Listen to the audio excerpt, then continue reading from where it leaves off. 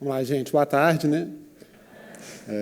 Realmente nós somos o GT de Mobilidade, também conhecido como Tarifa Zero, e é um movimento que surgiu aí a partir de junho do ano passado, as movimentações de rua, todo mundo acompanhou, e embora tenha nascido da rua e a gente tenha realmente essa como a principal arma de pressão e de luta, o movimento também estabelece diálogos com a sociedade, mesmo antes de junho, mas aqui em BH, especificamente a partir de junho, a gente tenta mostrar como que o Tarifa Zero, através de um gesto simples, né, aparentemente simples, como remover a catraca de um ônibus, na verdade está contribuindo para tornar a nossa sociedade muito mais eficiente, muito mais justa, muito mais rica também, muito mais democrática, muito mais acessível e também muito mais saudável. Mas antes de entrar especificamente no projeto Tarifa Zero, a gente queria começar com alguns projetos semelhantes que estão sendo propostos aí no Legislativo. O primeiro deles está em discussão já na Comissão de Energia do Senado, foi apresentado por um senador de Goiás. Ele trata da iluminação urbana. Tá? A ideia é tornar a iluminação urbana mais eficiente também, mais justa, que a pessoa pague à medida que ela vai utilizando. Né? Então, qual que é a proposta do senador? A partir de agora, os postes de luz na cidade, eles vão ter um mecanismo, que é um timer, que você vai ter a possibilidade de colocar moedas ou cartões magnéticos e vai ligar a luz só na hora que realmente precisar. O timer vai funcionar aí por alguns minutos até você, pelo menos, chegar até o próximo poste. Né? A proposta do senador contempla questões muito importantes aqui no Brasil. Ele já está prevendo o que está sendo chamado de Bolsa Poste, que é um cartão magnético para pessoas de baixa renda terem direito a 2 horas completamente gratuitas de iluminação por mês. Tá? Na mesma linha, tem uma proposta lá em Cubatão de um vereador também, para tornar a coleta de lixo mais justa. Então, a partir de agora, o caminhão de lixo vai parar na sua casa, tocar a campainha, você vai descer, pesar seu lixo e vai pagar exatamente pelo lixo que você produziu naquele dia. É uma outra forma de também tornar mais justa a cobrança.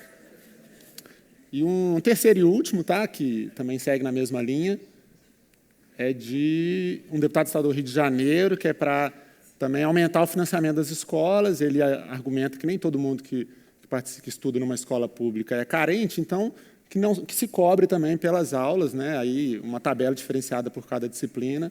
Os alunos vão levar lá o dinheirinho deles, pagar e passar pela catraca. Bom, gente, na verdade são brincadeiras, né? Ninguém está levando a sério mesmo, mas elas levam a gente a pensar, né? Um primeiro mito que a gente busca desconstruir, que é esse de se não faz todo sentido que quem ande de ônibus seja realmente a pessoa que pague e pague na hora que estiver andando. Hoje, a gente olha como absurdo para aquelas coisas que a gente viu antes, mas nem sempre foi assim. Então, é uma construção social que a gente faz para tentar ver como que a gente pode fazer mais racionalmente para usar os nossos recursos em coisas que são importantes para o funcionamento da sociedade inteira, né? No caso do transporte, da cidade inteira. Então, essa lógica que a gente estava mostrando antes é a lógica da contrapartida imediata. Você paga exatamente aquilo que você usa no momento que você usa. Ela não faz sentido quando a gente trata de coisas como essas que a gente mostrou antes, que a gente já reconhece como direitos sociais. São coisas fundamentais para a nossa sociedade funcionar. E é irracional que isso seja cobrado a cada momento que você usa. Quando você torna isso um direito social, como que a gente quer fazer com o transporte público, tudo fica mais fácil de ser administrado. Além de você ter despesas altíssimas hoje só para poder gerenciar, né, a cobrança das passagens dos ônibus, você tem várias coisas que você tem que levar em consideração. O que a tarifa acaba causando hoje na sociedade? Ela causa um bloqueio a priori de muita coisa que pode acontecer. Da mesma forma que o fim das tarifas vai garantir o acesso a diversos direitos, como educação e saúde, o fim da tarifa também garante a movimentação da economia da cidade. Hoje, quando a pessoa, uma família de 4 pessoas que tem que pensar em 8 passagens, ela não sai de casa, ela deixa de acessar o comércio no centro, o restaurante, o cinema, opções de lazer gratuitas que a prefeitura oferece, tudo isso por conta da passagem. Então, essa passagem está se transformando num bloqueio que está estagnando toda a economia da cidade.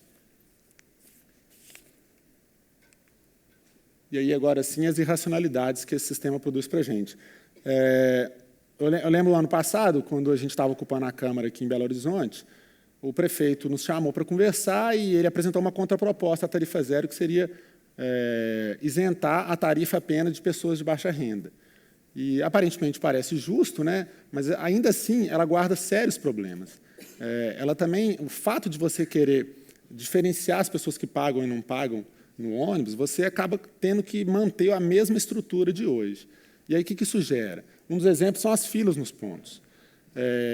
Não é por acaso, quando você vê o ônibus parado 5 minutos ali no centro, ali pelas 6 horas da tarde, é porque você tem que esperar todo mundo que estava do lado de fora entrar, passar pela catraca, se espremer lá no fundo, até o ônibus poder sair.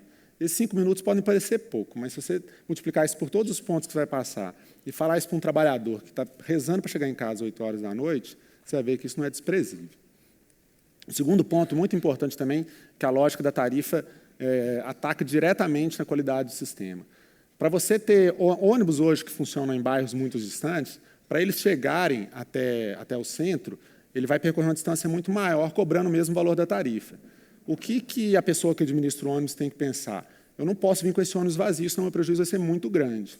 Qual que é a resposta? Então, você demora o ônibus a passar para que acumule bastante gente no ponto, e aí você consegue encher o ônibus, completar a capacidade dele, trazer até o centro com o menor prejuízo possível. Então, essa lógica de manter os ônibus sempre cheios não é por acaso, gente. Ela é o coração, ela é a essência do sistema de tarifas que a gente tem hoje.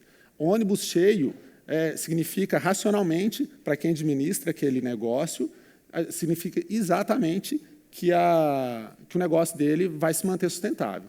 À medida que você diminui a lotação dos ônibus, o negócio vai parar de ser sustentável e as pessoas enfim, né, o negócio não vai render. E a última coisa é que a gente entende, por exemplo, que quando os ônibus estão sempre cheios, a pessoa tende a realmente ficar sonhando, né, em comprar o carro dela. Então, você pega um ônibus lá lotado com 100 pessoas, aquelas 100 pessoas, as 2 horas que elas estão viajando até chegar ao seu destino, é exatamente fazendo os planos para financiar o carro dela, para sair daquela condição, né? E é esse o problema. Se todas as 100 pessoas comprarem carro, a gente já sabe qual a consequência disso para o trânsito. E aí? Um outro mito também que a gente tem tentado desconstruir é quando a gente ouve dizer assim, não, mas já existe vale transporte, né? Assim, o que mais que a gente pode fazer? Em primeiro lugar, assim, o vale transporte, se a gente está falando que existe vale transporte, a gente está falando de quem tem carteira assinada, primeiramente quem tem emprego formal, tem carteira assinada, a gente já está excluindo um monte de gente aí dessa lista, né? Ou quem trabalha por conta própria, ou quem está mais informal no mercado de trabalho. Uma outra questão é que, normalmente, o vale transporte é visto como um benefício para o empregado, né? Então, quando você vê lá anúncio procurando algum tipo de empregado, salário tal, benefício, vale transporte, assim, é inconcebível, né? Se o próprio empregador ele precisa do seu deslocamento para o local de trabalho, isso não pode ser nunca um benefício do empregador, né? E isso, efetivamente, funciona como uma discriminação, porque quem mora mais longe sempre é preterido por quem mora mais perto, porque gasta menos para se deslocar. Né? E fora que o essencial é que a gente tem que mudar essa forma, essa lógica de pensar que a nossa mobilidade é só de casa para o trabalho, do trabalho para casa. A gente tem que se deslocar só para vender nossa força de trabalho. Né? Isso restringe, isso limita, isso empobrece a vida na cidade, a tudo que a cidade tem para oferecer para a gente. Né? E, nesse sentido, teve uma experiência muito interessante que o coletivo, que o Tarifa Zero proporcionou nesse carnaval, né, que foi a Busona Tarifa Zero, que rodou um ônibus gratuito aí durante 4 dias do carnaval, fazendo esse deslocamento entre os blocos de carnaval. Foi super divertido, né, as pessoas... assim, essa questão de se deslocar para o divertimento, para o lazer, isso é muito importante. Mas não só isso proporciona também uma outra relação com a cidade. De repente, alguém que não pensa em dar uma volta pela cidade de ônibus, ou porque tem que pagar R$ 2,65, né? Por que eu vou pagar R$ 2,65 para dar uma volta pela cidade? De repente, isso tem outra relação. A gente pode passear a pé, a gente pode passear de bicicleta, mas por que não a gente pode passear de ônibus, né, pela cidade, desde que seja gratuito, né? Então, é bem interessante proporcionar outro tipo de relação também. Aí todo mundo está achando bacana até aqui, mas pergunta, tá, mas eu não uso o transporte, o que eu tenho a ver com essa história? Né? Tem tudo a ver com essa história. Primeiro, se a gente pensa que todo dia na Amazonas, às 7 horas da manhã, indo para o trabalho, a gente fica puta com aquele tanto de ônibus que está travando o trânsito, a gente tem que pensar que aquelas pessoas todas que estão esmagadinhas ali no ônibus, se elas tivessem nos seus carros, né, como o Clécio falou, se elas já tivessem conseguido comprar seu próprio carro e estivessem ali disputando o espaço urbano com você, a mobilidade estava toda travada, que é, na verdade, o que já tem acontecido. Né? A gente já tem visto isso. E um quadro muito interessante que ilustra isso foi produzido pela Folha de São Paulo e fala sobre o espaço urbano ocupado numa via da capital paulista. Então, assim, é muito gritante a discrepância. Esses azuizinhos aqui são os carros, e eles ocupam 78% do espaço urbano, enquanto os ônibus, os coletivos, que são os vermelhinhos, ocupam 6% do espaço urbano.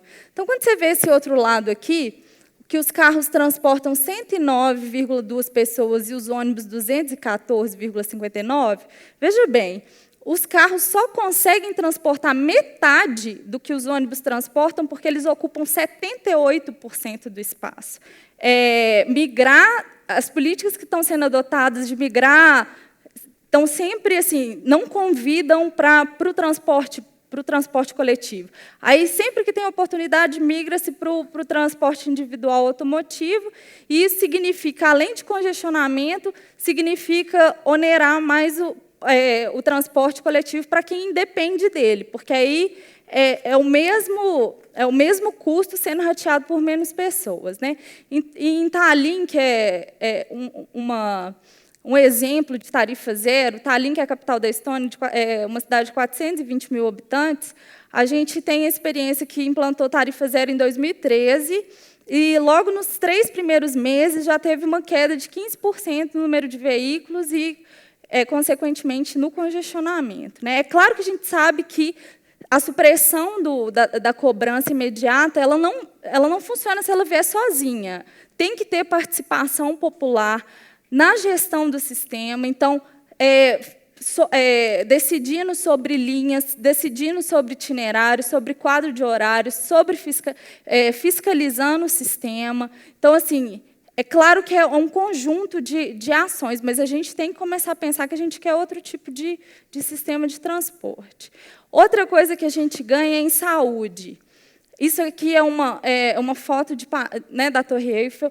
O governo de Paris, há pouco mais de um mês, adotou uma medida, porque os níveis de poluição atmosférica estavam maiores do que os permitidos pela Organização Mundial de Saúde, e uma medida emergencial que foi adotada foi implementar a tarifa zero durante alguns dias, para que, obviamente, fosse reduzido, mas que as pessoas começassem a ter essa cultura de preferir o transporte coletivo ao invés do transporte individual automotivo.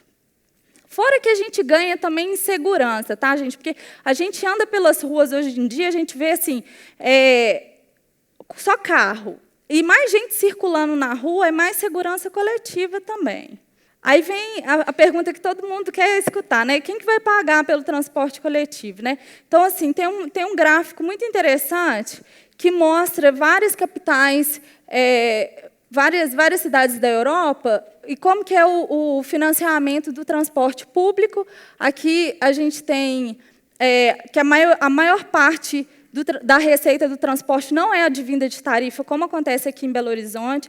Isso é uma das formas. A gente está falando, na verdade, em mudança de prioridades no orçamento público. Tá?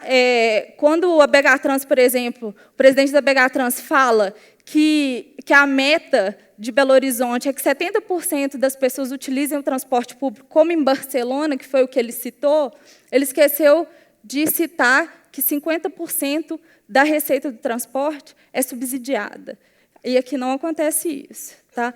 E, então, assim, o coletivo teve uma experiência, quando foi propor uma emenda ao PPAG, de verificar assim, que gastos com a prefeitura gasta, por exemplo, mais de R$1 bilhão com projetos corta-caminho, que são projetos de construção, de alargamento, de manutenção de vias. Então, a gente tem todo um orçamento que está muito mais direcionado para o transporte individual automotivo do que para o transporte coletivo. A gente tem isso em nível municipal, estadual e federal. A gente tem isenção de IPI para a compra de carro. A gente tem um monte de coisa que incentiva muito mais o transporte individual automotivo. E, nessa mesma linha, vem essa pergunta, mas existe almoço grátis? Se a gente pensar assim, o almoço grátis que hoje existe é para a indústria automobilística, que ganha grandes incentivos do governo, é para a compra de carro, que tem redução de IPI, é para os motoristas de carro também, que, por exemplo, usufruem do tráfego, né, de construção de viaduto, de rodovia, de alargamento, mas não bancam, eles não contribuem para isso. Né? Então, a gente tem que começar a pensar nessa lógica. Um exemplo disso é esse viaduto na Tereza Cristina. Foi gasto 140 milhões do orçamento público, ele ainda ganhou como o viaduto mais feio, está lá no Guinness, e foi gasto 140 milhões do orçamento público, e nos dados da BH Trans está lá dizendo que agora está tudo tranquilo, que quem faz o trajeto BH-Contagem, ao invés de gastar 1 hora, está de boa, que vai gastar 56 minutos. Então, está tudo bem.